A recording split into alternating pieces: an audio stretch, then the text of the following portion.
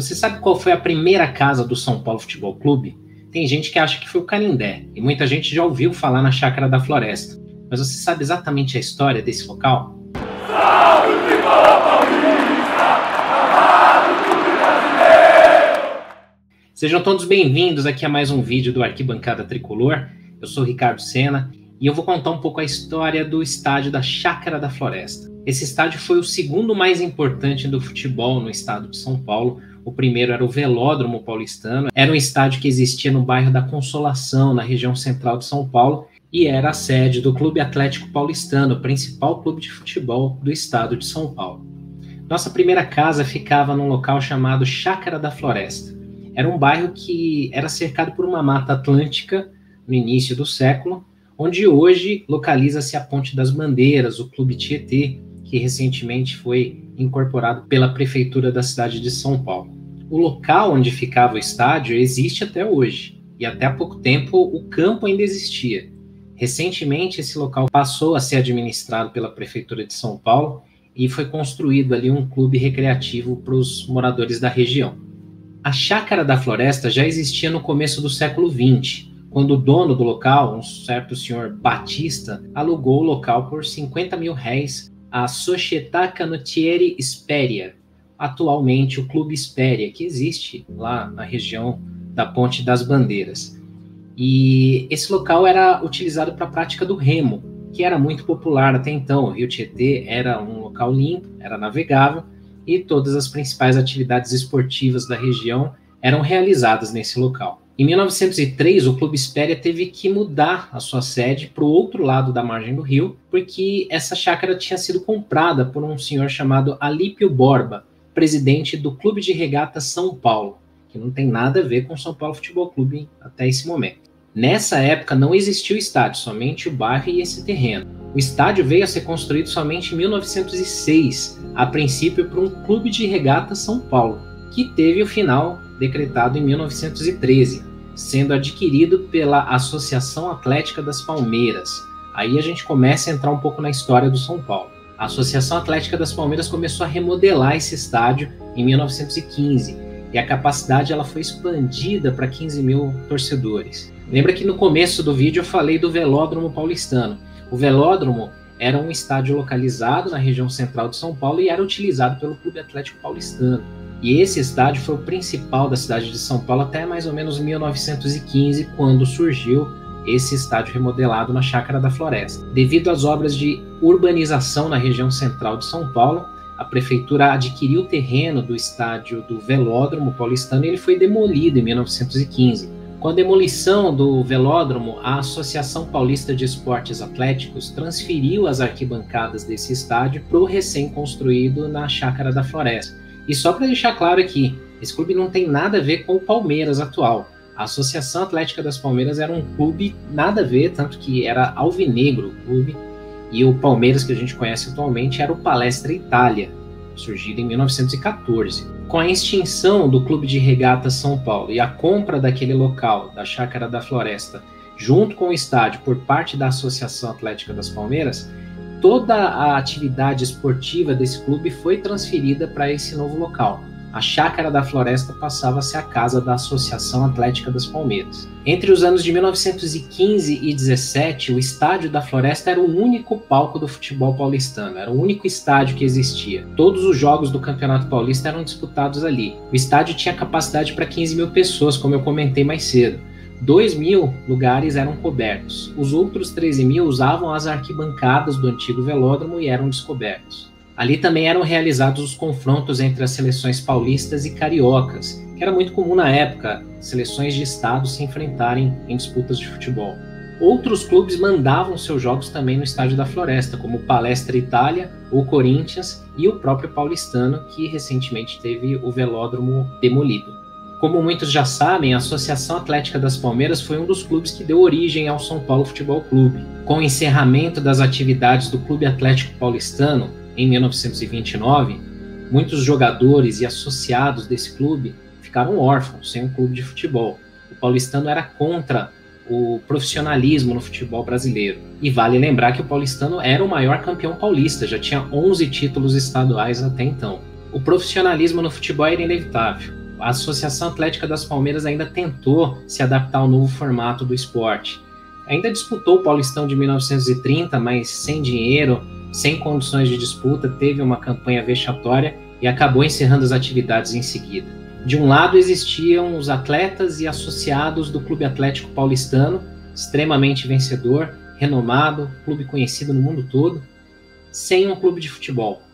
Do outro, a Associação Atlética das Palmeiras, com estádio amplamente utilizado por todos os clubes e sem um clube de futebol. Da junção desses dois clubes nasceu o São Paulo Futebol Clube, como todo mundo já sabe. Nascido em janeiro de 1930, o São Paulo Futebol Clube já tinha uma casa própria e tinha um time muito forte, porque herdou muitos jogadores do Clube Atlético Paulistano e tinha uma nova casa na Chácara da Floresta. Daí o apelido São Paulo da Floresta. O nome do clube nunca foi São Paulo Futebol Clube da Floresta. Floresta era apenas o apelido devido ao bairro, assim como hoje é o tricolor do Morumbi e como num passado não muito distante também era o tricolor do Canindé. Um clube que já nasceu grande, mostrava sua força também dentro de campo.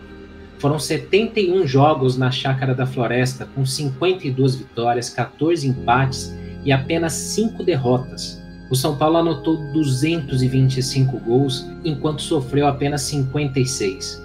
O grande destaque era Arthur Friedenreich. No ano seguinte, em 1931, São Paulo conquistou seu primeiro título paulista. Era um campeonato de pontos corridos e o último jogo foi no Parque São Jorge, onde o São Paulo goleou os donos da casa por 4-1, faturando seu primeiro título estadual. O São Paulo nasceu tão forte que já foi vice-campeão no primeiro ano em 30, campeão em 31 e vice-campeão em 32, 33 e 34. Um clube que já causava problemas para os mais antigos da cidade de São Paulo. Mais caçula, o mais jovem de todos, já disputando finais e ganhando títulos. Em 1935, devido a vários erros administrativos e de gestão, o São Paulo estava completamente endividado. Porém, o clube tinha propriedades e bens que poderiam quitar a dívida tranquilamente, inclusive jogadores do elenco que poderiam ser negociados e quitar o valor das dívidas. Mas o problema do São Paulo também era político, e esse problema político era maior que o econômico. Isso gerou uma fusão com outro clube da cidade de São Paulo, o Clube de Regatas Tietê. Esse clube adquiriu todo o patrimônio físico e passou a ser o dono do Estádio da Floresta. Até não muito tempo atrás o estádio ainda existia, só que bem diferente da versão original. Ele não era mais cercado pelo bosque, a Chácara da Floresta, mas sim já pela Marginal Tietê, pela Ponte das Bandeiras e pela Avenida Tiradentes. Os jornais e livros da época contavam que o estádio tinha um gramado de excelente qualidade, que as instalações, embora fossem muito modestas, eram muito confortáveis. Os jogos do São Paulo lotavam o campo, cabiam 15 mil pessoas e a torcida era grande e já barulhenta. O primeiro jogo noturno realizado na cidade de São Paulo com iluminação artificial foi na Chácara da Floresta. Em 28 de março de 1930, para comemorar a inauguração dessa iluminação, foi feito um jogo entre os segundos quadros do São Paulo e Corinthians, com uma goleada do São Paulo por 4-0, e um amistoso entre uma seleção paulista contra o Sportivo Buenos Aires da Argentina, que terminou com vitória dos paulistas por 8-1. O primeiro jogo da história do Campeonato Paulista realizado à noite também foi na nossa casa. No dia 17 de maio de 1930, São Paulo e Sírio empataram o jogo em 2-2. Na Chácara da Floresta, o São Paulo só perdeu uma vez para um rival. Em 1932, valendo pelo Campeonato Paulista, o São Paulo perdeu para o Palestra Itália por 3-2. Existe uma outra curiosidade também, que as bolas de futebol da época eram de couro e na cor marrom. Devido à dificuldade de localizar as bolas chutadas por fora do estádio na época, a história conta que um roupeiro do São Paulo decidiu pintar as bolas de futebol na cor branca para facilitar a localização das que eram chutadas no bosque da Chácara da Floresta. Anos depois, o futebol no mundo todo adotou a cor branca como padrão para as bolas de futebol.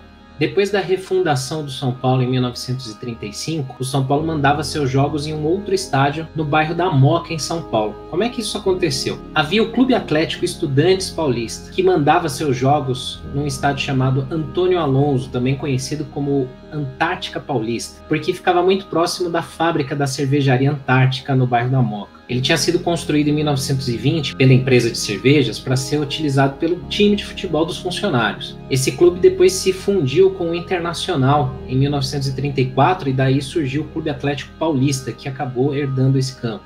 o Clube Atlético Paulista se fundiu com o Estudantes Paulista. Com toda aquela treta do São Paulo sendo vinculado ao Clube de Regatas Tietê e depois sendo refundado em 1935, aconteceu uma coisa muito curiosa. O Estudantes foi fazer uma excursão no Chile e no Peru, mas quando voltou, o empresário que agendou a excursão sumiu com todo o dinheiro e quase faliu o clube. Era uma equipe forte, chegou a ficar em 4º lugar no Campeonato Paulista de 1937. Eles chegaram a fazer uma partida pelo Campeonato Paulista de 38, mas não tinham nenhuma condição mais de manter a instituição. Foi quando os dirigentes do São Paulo Futebol Clube propuseram uma fusão com o Estudantes Paulista. E por muito pouco, o São Paulo Futebol Clube não teve esse nome, Clube Atlético Estudantes Paulista.